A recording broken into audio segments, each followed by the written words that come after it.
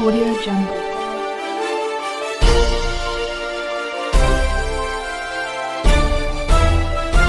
Audio Jungle.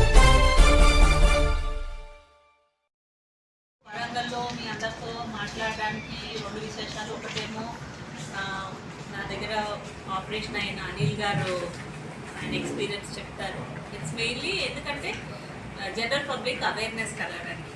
అంటే అన్ని దగ్గర హాస్పిటల్స్ ఉన్నాయి, బట్ కొన్ని సర్జరీస్కి వాళ్ళు కొన్నిసార్లు స్పెషలిస్ట్ ట్రీట్మెంట్ అవకాశం అంటే అవసరం పడుతుంది. సో దాని గురించి ఏ టైప్ ఆఫ్ సర్జరీస్కి వాళ్ళు they have to come to higher centres అనేది మీకు తెలియపరచాలి. బేసిక్ సర్జరీస్ అన్ని సిటీస్లోని అన్ని డిస్ట్రిక్ట్స్లో అవుతున్నాయి. సో బేసిక్ సర్జరీస్కి మెయిన్ సిటీస్కి రావడానికి అవసరం ఉంది. దాంతోపాటు ఇప్పుడు మనకి సోమాజిగూడ బ్రాంచ్లోని రోబో కూడా ఓటీలోని ఉంది. సో రోబో తాలూకు అడ్వాంటేజెస్ కూడా మీకు చెప్తాను.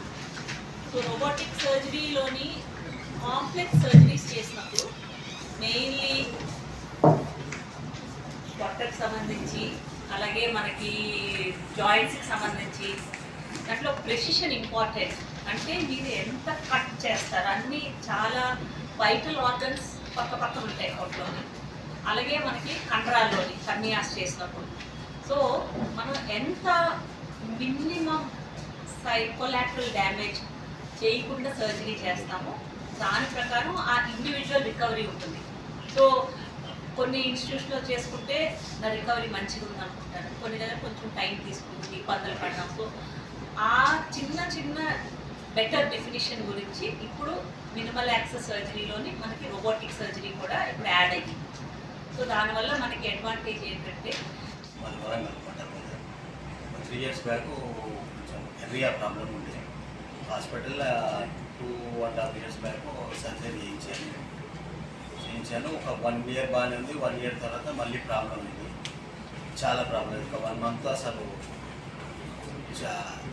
విపరీతమైన ప్రాబ్లం ఉంది. కడుపులోకి ఇన్ఫెక్షన్స్, వామిటింగ్స్, అసలు మనతో కాలేదు. మళ్ళీ వాటి ద్వారా మేడం దగ్గరికి వెళ్ళాను, యశోద హాస్పిటల్ సోమాజిగూడ.